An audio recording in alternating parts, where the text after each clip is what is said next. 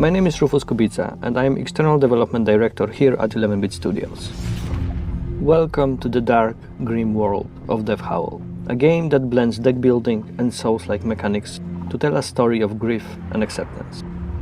In this video, you will join me for one of the game's quests, so I can show you how Howl comes to life.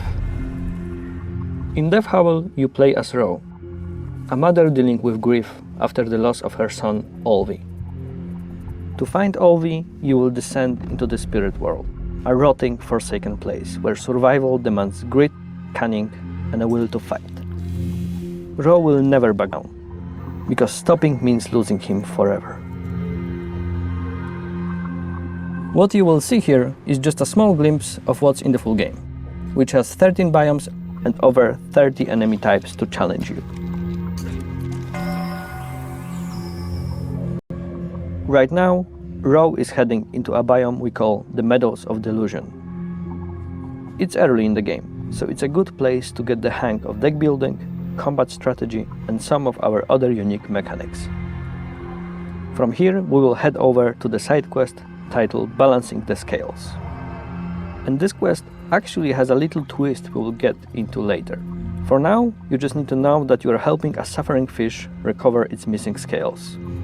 To find them, you will explore the biome and fight enemies in turn-based, grid-based battles, the core of the Howl experience.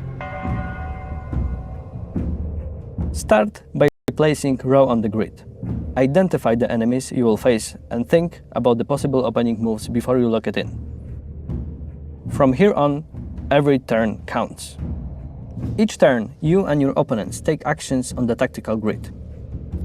Every mana point moves Howl one square, or you can spend it to play cards from your deck. You decide whether to act right away or hold your position to avoid danger. Step into the enemy's attack range and they will use their own tricks against you. Gloomcroak, this frog-like creature, can lash out with its tongue and pull you in. Slopslack can poison Howl and hide behind its shell to block your attacks. Like any game with Souls-like elements, Howl is about learning enemy patterns. Every fight teaches you something about your enemies, your strategy, and the path forward, even if you have to fail a few times to get there. This is just the beginning. Later on, the combat opens up into wild, creative combos that can turn the tide in a single turn. Take Triple Strike. On its own, it's just 3 damage, so it's not extremely impressive, especially since you need to discard 2 cards to play it. But then add Enchant Weapon, which adds 1 damage to your next attack. And then follow up with Lightning Strike, which deals 2 damage for every card discarded. And suddenly, that small move becomes a devastating chain reaction that can wipe out enemies in a single play. Combat in Howl is meant to be challenging. In every fight, you are juggling movement, ranged and melee attacks, enemy positioning, and what attacks may be used next. Understanding your enemies is key, and rethinking your approach to a tough fight is part of the experience. After a battle, pick up any dropped materials, and in a few moments we will show you how it influences your deck. The game is open world, but progress is mostly gated by combat encounters between sacred groves, which act as your save points. Any health you lose between groves is gone until you reach the next one, so managing it is critical.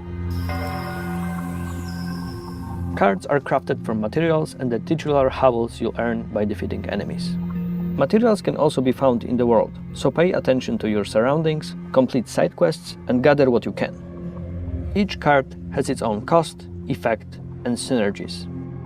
And because each biome offers its own craftable cards, not all of them will be as useful outside the place where you found them. This mysterious rock formation is one of the sacred groves, a place where you heal and can also trade the howls taken from fallen enemies for teardrops, an important resource that lets you learn new skills. One of those skills will come in handy very soon. It is called Overwhelmed. In combat, you will be able to unleash the skill, boosting the damage of all cards played on that turn. Here you can also grab the first fish scale for our side quest. And now let us head into the next fight to see why that matters. This time you are facing some new opponents. Dreadfins have a special counterattack. If you hit them, they will dash right through you. It is best to fight them with impassable terrain at your back. Dire Shrooms, on the other hand, can pull you in and hit you with a powerful attack. And here is the twist we teased earlier. After you draw cards in this fight, you will notice the fish scale you picked up is now in your deck. It can be quite useful in certain circumstances, but it is taking up an extra slot in your draw, and if you don't play it, it stays in your hand. Add in other surplus cards like Wound, inflicted by certain attacks, and your deck can get clogged pretty fast. This is where Overwhelmed can become particularly useful. It adds 1 damage to every attack on this turn, which can make up for the cards that are missing in your hand due to having fish scales. Using cards like Aim for the Heart, which is available early on in the game and which is dealing 3 damage, can become a lethal tactic thanks to the little bit of extra power coming from Overwhelmed. After the fight, another fish scale gets added to your deck. Let's move on. This fight may look simple, except you are already feeling the weight of those scales in your deck. Since we know these enemies, let's focus on another strategy: chaining cards to get the most out of them. Let's start with the first strike. Use it before the enemy acts and you will get 2 mana back, enough to attack again right away. With the mana we got back, we can use Distraction to get close to the enemy and then Sharpen Weapon to make an even more powerful card combo. And finally, we use Furious Strike. It starts at 4 mana, but every card you play on this turn reduces its cost by 1. Play it at the end of the chain, when its cost has dropped, to hit hard with maximum impact for minimal cost. Now we head southwest, adding more scales to our pockets. Let us take a quick detour here.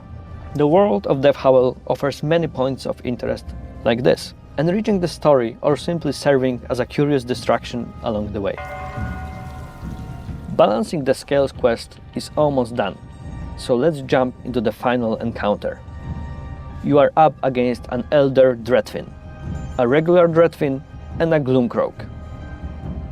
The Elder is fast and hits hard, so keep your distance and be very careful. The real highlight here is the fruit tree in the middle of the grid.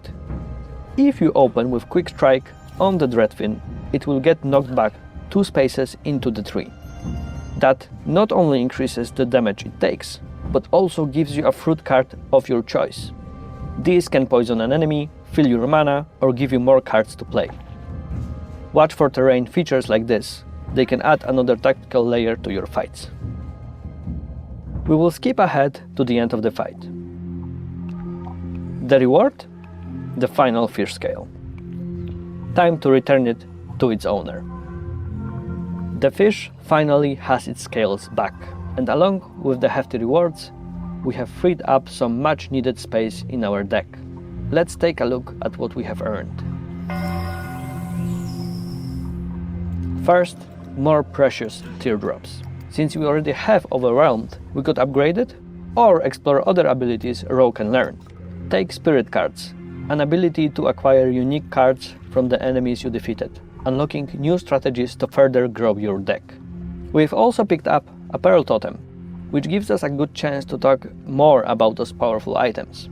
Totems give ongoing effects that can change how you approach combat, from boosting certain cards to altering your starting bonuses.